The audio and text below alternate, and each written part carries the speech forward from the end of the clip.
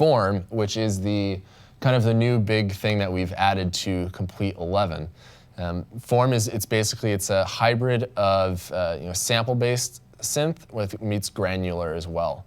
So the idea is that you can drop in any audio sample that you have, whether it's drums, a vocal line, or even just a simple impact sound, and really create something obscure out of it. From lead sounds to pads, bass, soundscapes. The fun of this too with this synth is that I can really drop in any audio sample that I have, and a lot of the times I'm not really sure what I'm going to get out of it. So I get a lot of these cool, happy accidents from just experimenting and just honestly just turning knobs, routing different things. You just get some cool stuff out of it. It's a small fact, but with this update, it's a new Reaktor update, which basically makes browsing all of your sounds, your libraries, a lot easier. So I have Form open, and I can go to my Snapshots button, and I can now just search for some presets based on certain tags. So maybe I'm looking for a pad sound, and just click it.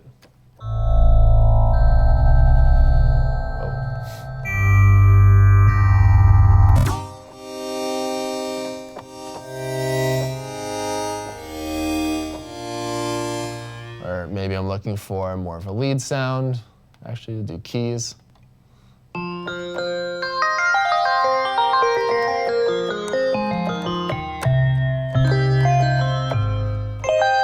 So it's a beautiful bell sound, and this is actually what it was created from.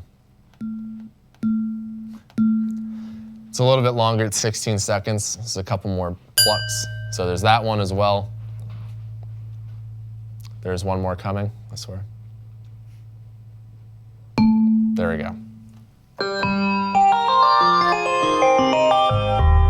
So literally just the simplest sound, you can get some interesting, playable musical sounds out of it. So I'm actually just going to load up an initial patch. So it's just blank, start dropping in certain samples that I want. So I've already gone ahead and recorded a sample. Form. That's me saying form.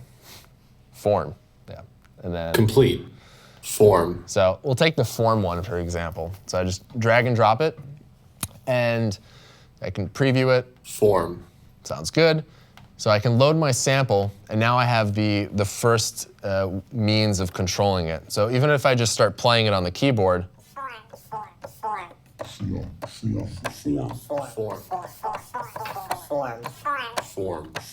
so it already just sounds like a basic sampler that you would find anywhere. But I can also start clicking and dragging and choosing the section of the sound that I want to have be my main oscillator, what's actually creating the sound. So I'm actually going to loop it.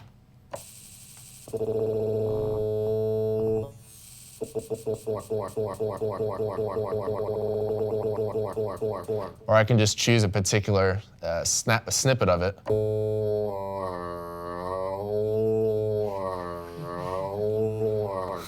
So I can adjust the playback speed if I want.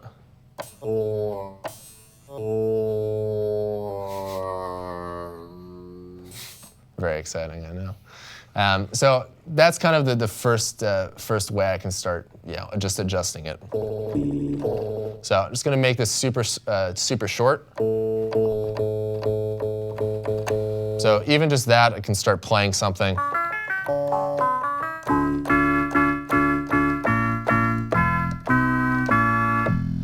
So now I have some playable sound, which basically brings me to my sound section here, where I have my form oscillator, where I can start repitching that initial snapshot of that sound. You can do some panning on it. I can also do formant track. So if the sample was a little bit longer, as I play it up, it doesn't sound so much like the Chipmunks. So if I turn it off, if I turn it on,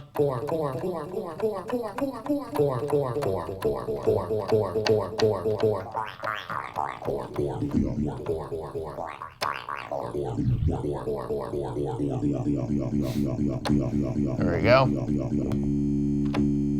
All right. So I have that oscillator section, but then also have an additive oscillator down at the bottom. So it's another source that can start generating sound. And a lot of the times I use this for adding another sound or another layer, such as a basic sine wave, to give the sound a little bit more body to it. So I can add sub to it.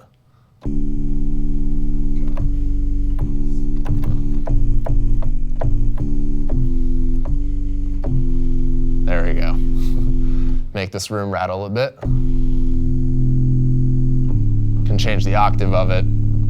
But with this oscillator here, I can actually start using this knob and start doing some frequency modulation as well.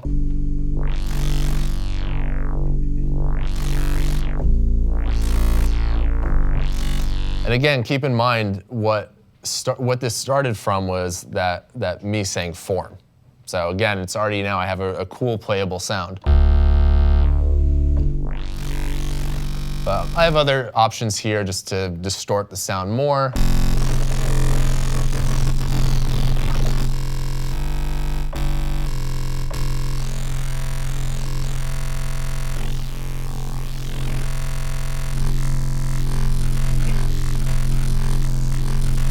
So I'm getting some really cool, robotic transformer type sounds from this. So that's kind of the first layer of, really just distorting the sound. But where this gets really fun is this motion section down at the bottom. So when I play a note, let's make it a little bit longer.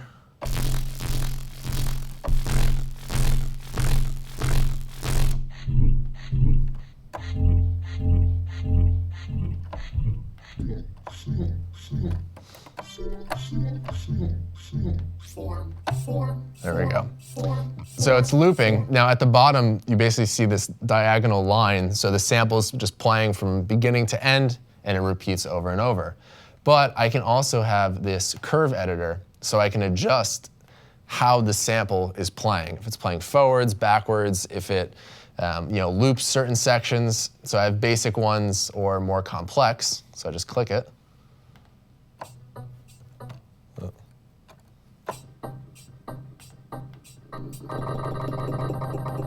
Slow it down a bit.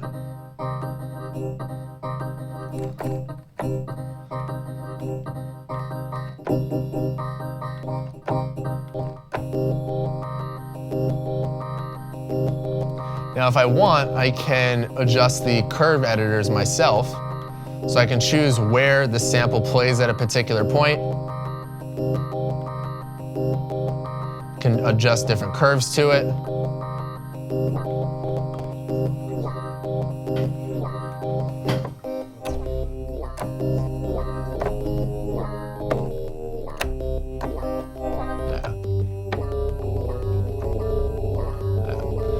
So you can really design your own kind of motion with it. Again, you can choose a different section of the sample to play from.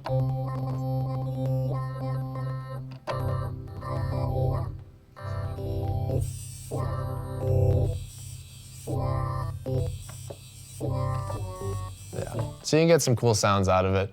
But I also have other options, adding more effects like reverb to it.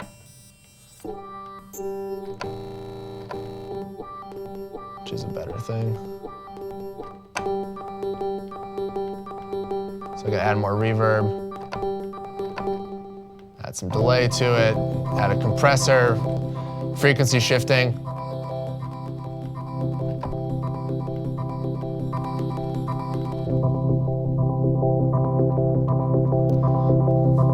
So it just sounds a little bit better right now.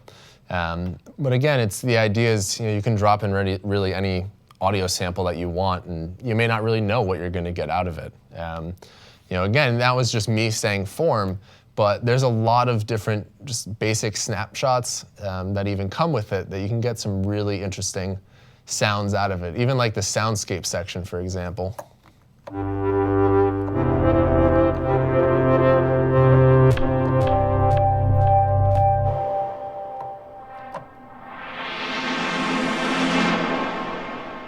Let's see what that sample came from. So again, that's the original sample. and then this is what it got turned into.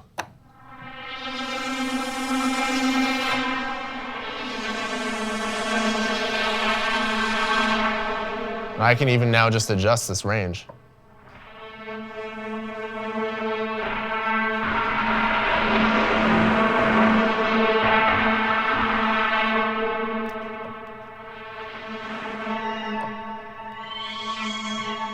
Let me adjust one thing.